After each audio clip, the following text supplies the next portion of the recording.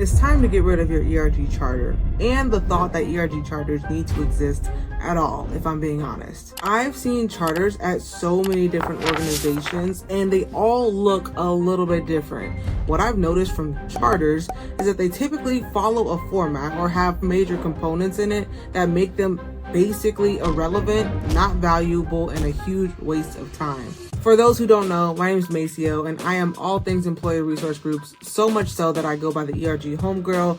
That said, via the ERG movement, my goal is to help companies all around the world with their ERG programs, taking them to the next level and helping them to be sustainable for a ton of impact without burning out ERG leaders or the program manager for that matter. Now that said, I feel like charters are one of those things, those small things, and small things add up that can really add to the burnout and exhaustion of the people associated with ERG programs.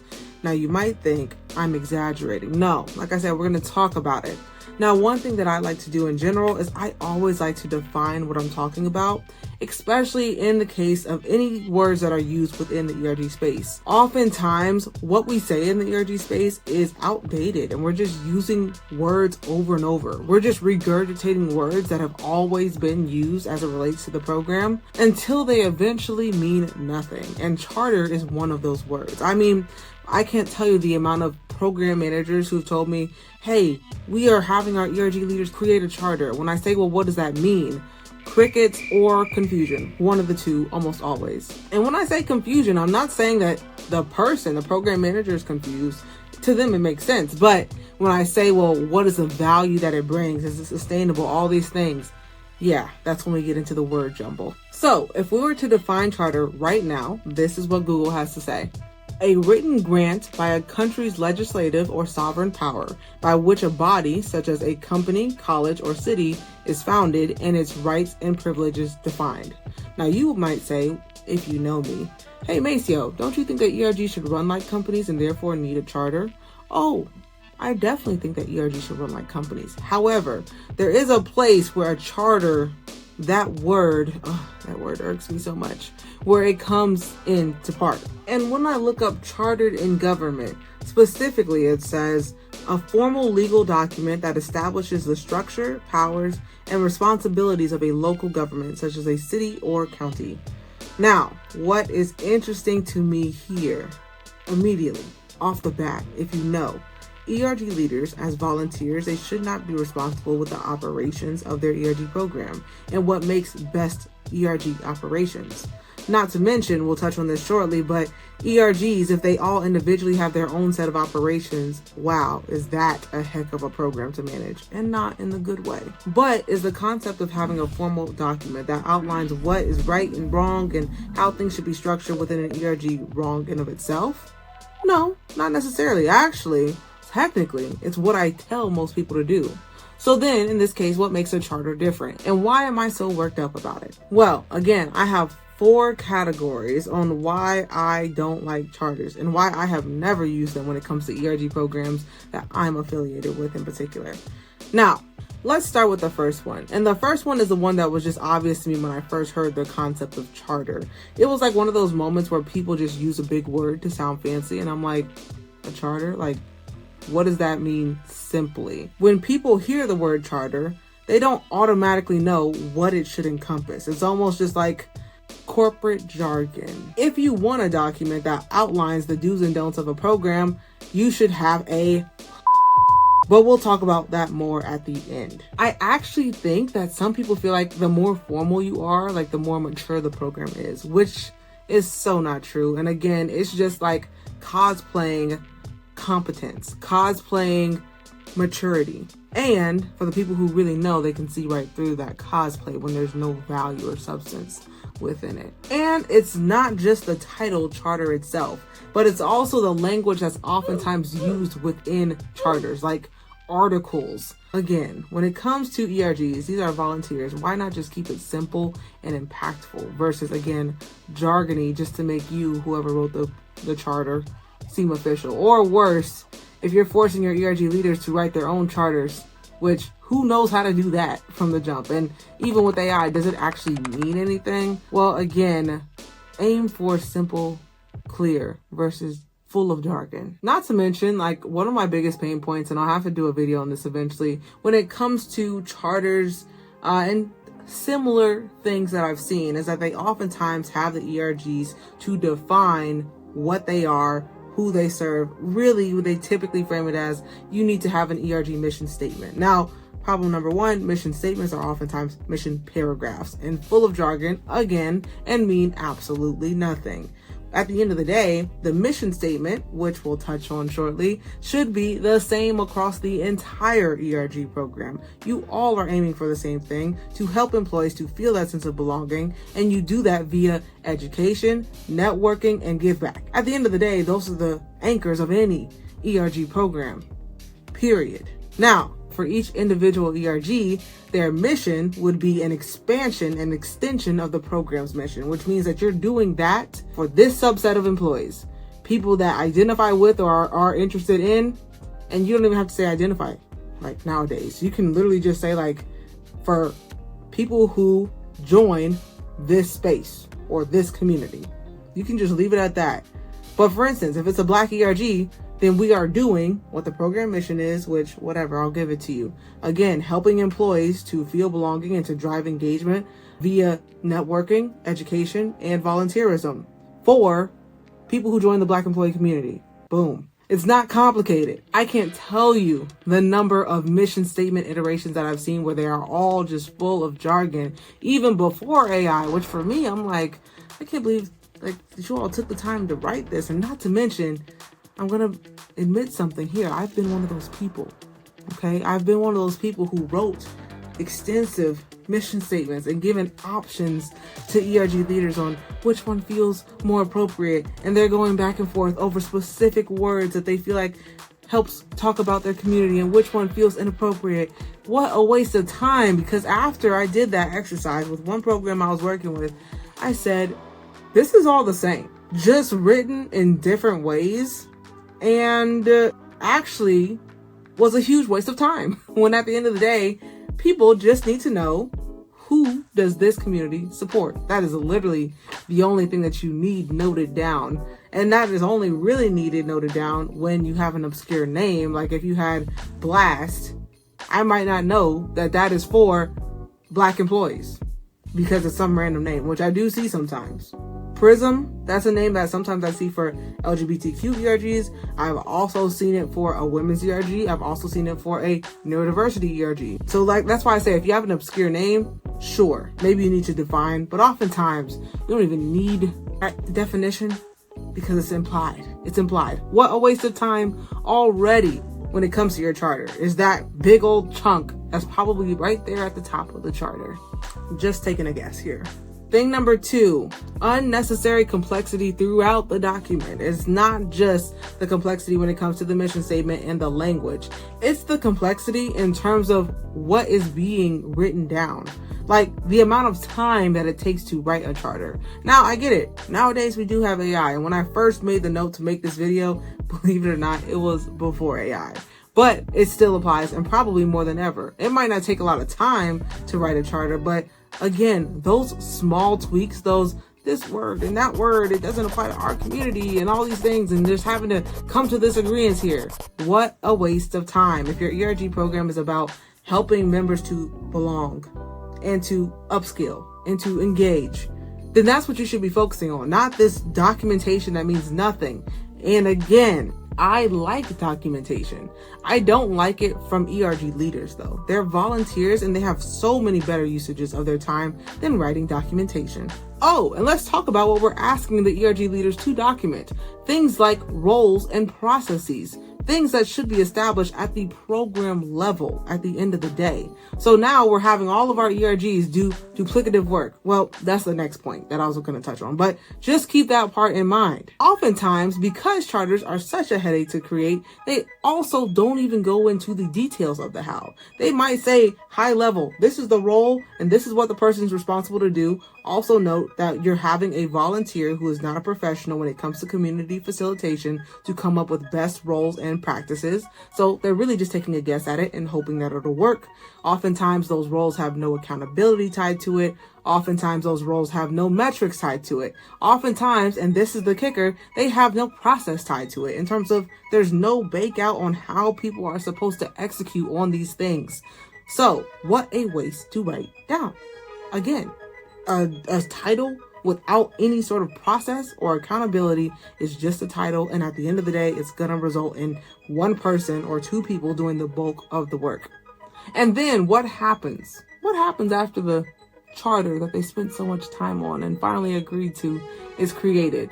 One of two things, which actually both of them in the same way. Thing number one is it's forgotten.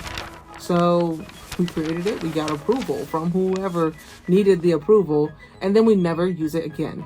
And that is a common fate of charters. Now, thing number two is, we're going to spend an entire meeting with our members talking through our charter. We might, as one piece of engagement, maybe ask for feedback from members who cares as a member on what your charter is. I'm just here for engagement and belonging. This is a waste of time. But I see it a lot where ERG leaders will do meetings that are just updates or just talking through something. Again, huge waste of time. And then guess what happens after that meeting?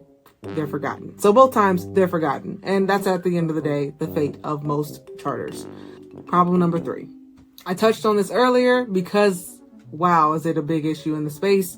There's a huge issue of extreme individualism when it comes to ERGs, a lack of uniformity, a lack of cohesion within the program. At the end of the day, if your ERG program is operating as a program, that means that they're all under the same program. Governance, SOPs, expectations, all of your ERGs should share that. That's what makes a programmatic approach. Oftentimes, we just throw in a bunch of grassroots communities, which means that they have no SOPs, no structure, no nothing. We just throw them all in a bucket and say, cool, that's our ERG program. No, it's actually not. It's just mess. And that's why your ERG leaders are burning out. And that's why they're struggling getting engagement, if we're being honest. Feeling a little passionate about this topic, I guess. There are major perks to your ERG program operating in unison, like for your individual ERGs to operate in unison, not to like surface level ones. They all don't have to duplicate efforts and create their own set of governance and structures. And keep in mind, they don't have a ton of time because they're volunteers, and in their spare time, they might, ask each other what they're doing and what's working and what's not. But it's so slow progress because they don't dedicate their full role to this, which is they're not supposed to. So wasting their time because they're duplicating efforts. Thing 2 is just a lack of thoughtfulness when it comes to the program. And I have empathy for people who build ERG programs from scratch or who inherited them, knowing that you probably inherited a messy program. And then you're just trying to make the best of the mess. But really what you should do instead is take time out to organize the mess. And I know you're like, well, who has the time to organize the mess? I have probably like a ton of other things that I have to do under my role if you're not a full-time ERG program manager. Look, I get it. And small plug, just a small one, that is what I do with the ERG movement. I like to organize mess. So plug there. Outside of that though, it is not a good to have, it's a requirement. If you do not organize your mess, if you do not make it so that all of the ERGs are operating under the same governance, which means SOP, have a shared dashboard, metrics that they use for success, and even a shared programming bank. That's something that I've been big into lately, where they are sharing best practices when it comes to event types and programming types. This way they can duplicate it across ERGs and actually have a shared best practices library. And that's something that you can do for free at your company. If you don't take the time to do that, again, it's always going to result in burnout. Always. Other perks of uniformity, well, it really goes far when it comes to your member experience. Members of ERGs are members of multiple ERGs. And that being said, having a consistent experience across ERGs helps to make for a better member experience. And also, do you actually think right now, if you have an issue with manager support with their ERG programs, that if your program is super disjointed, this ERG is doing this ERG is actually succeeding super far. This ERG is struggling. This ERG is who knows what they're doing because they're in a private space. All these things. If our ERG program feels disjointed, do you think that that's a good look to the manager and that it's going to make them more likely to recommend that an employee participate in said programming? The uniformity, it gives professional, it gives mature program versus every single person, every single ERG doing their own thing. Oftentimes what I hear people describe ERGs as is the wild, wild west. Does that give professional, mature, something impactful? I wouldn't want to go to the wild, wild west, just personally. The disjointedness will also lead to a hindrance when it comes to cross collaboration of your ERGs. If there are similar roles within every ERG, the same roles ideally would be the case, then now this person who leads communications can talk to this person and this person who leads communications, and they can discuss best practices based on the thing that they are hyper focusing on in their volunteer spare time. And that is such a better use of their time than just getting in an all ERG leader round robin and talking about whatever comes to mind, which is oftentimes nothing. So we make them share random updates that could be shared via Slack. All that said, if you have cohesion, it leads to more collaboration. And lastly, if you don't have cohesion, at the end of the day, yes, you did something cool by having all the ERGs to create their own charters, but guess who it looks bad on? You. As the program manager, whether it's your full-time role or if it's the thing that you inherited, regardless of the fact, the success and therefore also the failures of the program reflect on you, whether you know it or not. So to actually get this program together also means that you have a shared charter. Keep in mind, I'm still anti-charters, but we'll get to that after the part. But at least have one shared document across all of the ERGs. Just a quick recap before we get to number 4. Thing 1, use simple language. Clear and simple over jargony and fancy. Thing number 2, a lot of charters are unnecessarily complex. Instead, if you were to have individual documents, they should actually be speaking to things that are going to impact the ERG leaders' work on the day-to-day or week-to-week because they are volunteers. This should not be something that takes a lot of time from the ERG leaders where they can get hung up on these small little edits that waste their time versus doing the actual impactful work from ERGs. And it should be something that is oftentimes referenced, not just because it is mandated that they reference it once per meeting, but because it's something that's actually useful. And 3 that we just touched on, it really promotes further fragmentation of your ERG program when this exists at large right now within ERG programs as is. So charters only make that worse because now each ERG feels like they are doing their own thing. And let's be honest, as a program manager, you have to know the ERGs are not doing their own thing. They have guardrails, and then sometimes, isn't it funny, like we have these charters that we have ERG leaders to create, and then we're like, when they overstep, whoa, we can't do that. Whoa, you need to get approval from me. Whoa, don't spend that money. Well, it was never documented in something that was shared and comprehensive. So no wonder we make mistakes. So really, by you not creating a shared charter, you're actually putting more work on yourself when you have to go back and course correct for all the small things that ERGs will do over and over. That's wrong. And because you're always going to get new ERG leaders in place, it's going to keep happening. Which leads me to point 4. And this is that when you have a disjointed program, it is a very hard program to scale. If you're trying to take your program to the next level, it is near impossible to do that when you have not mastered this level here. And mastering this level here means that you actually have frameworks for your ERG program that helps them to succeed and be sustainable with their programming, and have those frameworks documented, easy to reference, actually oftentimes reference. This way they're not coming to you. You want to make it easy for ERG leaders to be consistent at a high level without the lift of asking you off all the time. The top 2 issues that I see in the ERG space is high burnout and low engagement. And this will continue as long as you have an outdated charter. Your ERG leaders are always going to trend towards burnout because they don't have the clarity, and the clarity will come up in the documentation that you are avoiding. Again, the thought of charters within the ERG space was really born out of an outdated model when it comes to ERGs. Since 2020 and since ERGs started getting a lot of these expectations, high budgets, all the things, we have to operate them differently for them to be sustainable long term. And part of that is framework and governance. Part of it is making sure that people don't operate out of scope because it's documented clearly what's in scope. And not only is it documented, but we have walked the ERG leaders through the documentation. This way we have their understanding. We understand that they understand what needs to be understood. Your ERG program can't develop until you finish this stage of development, and you're holding it back if you're not doing these things.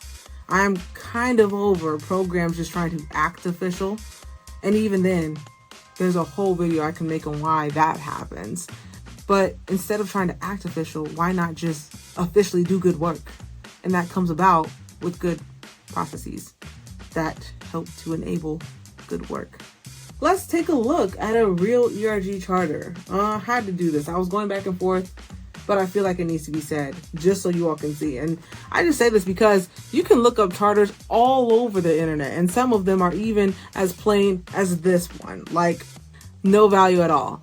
But I want to show you all a charter that is kind of like the average charter that I see. And we're going to use this. Apparently it comes from Johns Hopkins University. I just want you all to take a look. No shade to the people who made this, because again, ERGs, and I think when this charter came out, ERGs were also in a different space, but just in general, just let's talk about what could be improved. That's what I'll say. All right. Okay. So I'm looking at it right here. The Johns Hopkins University creating a charter. I can tell you from the jump, I don't like it already when it refers to ERGs as a diversity and inclusion initiative in today's space. Hopefully you know why, but even beyond that, just I like to refer to them as employee engagement initiatives. They have a lens, I guess you could say, when it comes to diversity and inclusion, but at the end of the day, I would probably say belonging and engagement more than anything. Thing two, I can almost immediately see that language, the jargon that I was talking about. Simple and clear helps to get results. So when I see words like galvanizing, which is, it's one of those interesting words. Like there's a few words in the ERG space that you just hear. Galvanizing is one of them. Foster is another. Just things that you don't hear like in everyday language. They always just crack me up. I will say, as I note this, I'm not actually going to audit what's right and wrong with their program based on this charter. But I am more so just saying the structure of the charter, the value that it provides. That's kind of what I'm talking about here. So we have definition. And honestly, this is interesting because this one is more so, the top part here, the page one, is really around what, like how to create a charter in general is kind of what it says, or how they approach it, with mentioning their definition of ERGs, which in general I like. We talked about that as a program. Vision. Okay, I'll let it pass. Values, priorities, budget, fair. I'm not upset at this part here because this is not the actual charter template. The next page is where we get into the template here. All right. So what's interesting here, I'm taking a look and just reading through this live when it comes to this document. I find it interesting because it really seems like this template, and follow me here, okay? This template is made so that you can literally just replace the names and have what you need. It's actually, if we're going template wise, not terrible because it's easy. It wouldn't be something where they have to build it from scratch. Like I said, I've seen some super plain templates when it comes to ERG charters. This is not that. However, if all of the ERGs here had the same mission, vision, objectives, where all they do is just replace a word or two, then why not just have a shared one and maybe just have, again, bullet points underneath where you can list out what like community each of the ERG support. But at the end of the day, everything else here is the same. So why have a separate one is my question. Seems a little bit unnecessary. As I scroll through this template, I also see that they have membership eligibility things, information around structure and leadership. It almost seems like if the goal is from Johns Hopkins University that they have this structure, which again, I'm not talking about the structure in this video, but I definitely would have some feedback there. I'm more so just talking about what this document offers? Well, again, it seems like all of the ERGs would follow the same structure. So why does any individual ERG need this document? It just seems like more of a headache to keep updated. If anything ever changed here, it would just be something that now you have to do to all of the ERGs versus having a centralized document that again just says this applies to all ERGs. Simplify, simple and clear. That's what we need more of within the space. Sometimes I talk about removing friction. This is what I'm saying. You're adding friction when you're making duplicative work just for the heck of it. Simplified, centralized. Words I love. I guess technically I'm supposed to be putting my analysis of this template into the 4-part framework that I just said. That's like the big issue when it comes to charters. So just to recap, outdated language. We see that here. Adding unnecessary, although I will say for Johns Hopkins, not a whole lot of work for ERG leaders, but it's unnecessary work for ERG leaders when it could just be in one document that the program manager just creates for all the ERGs. This one, I will actually give it a pass when it comes to the promoting fragmentation in part. Like it's like a check mark, but like kind of half check mark, because while in a perfect world, what I think that this is trying to say is that all the ERGs would follow the same framework, and which is good. I think that there isn't necessarily an implied shared understanding that all of the frameworks across all the ERGs have to abide by this. Like, is there room for this to be tailored for each individual ERG?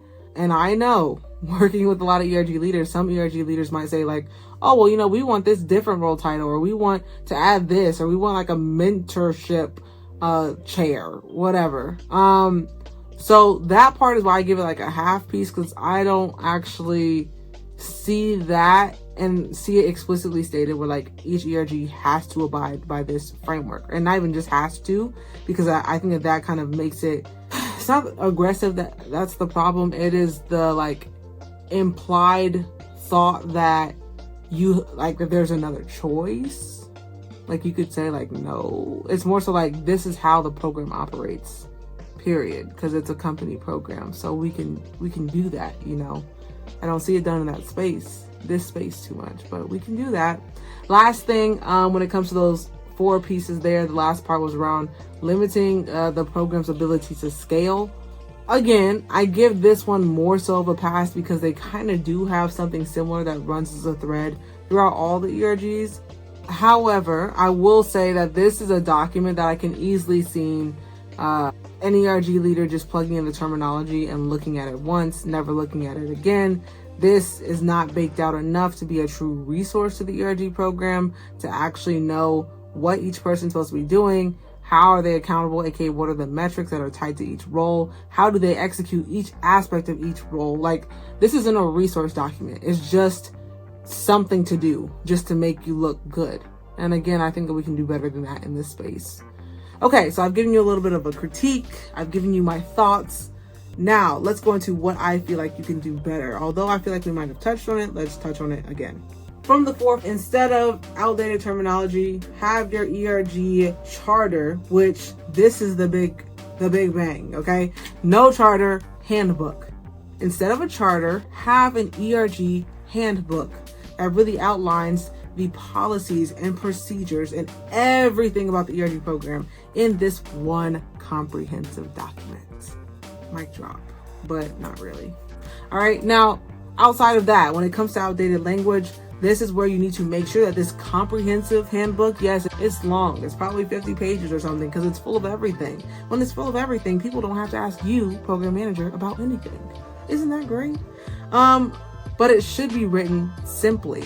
It shouldn't be all this jargon, because now you're actually making the ERG leaders do extra think work just to decode what the heck you're talking about. Keep it simple. If you're able to use AI at your company, have it rewritten in 3rd grade language. Just make it super simple. I always like to say it should be to the point where a new employee can come in, they can look at the handbook and understand everything that they're supposed to do, how to do it, all the things. Very, very simple. And I do it all the time, so I know it's possible.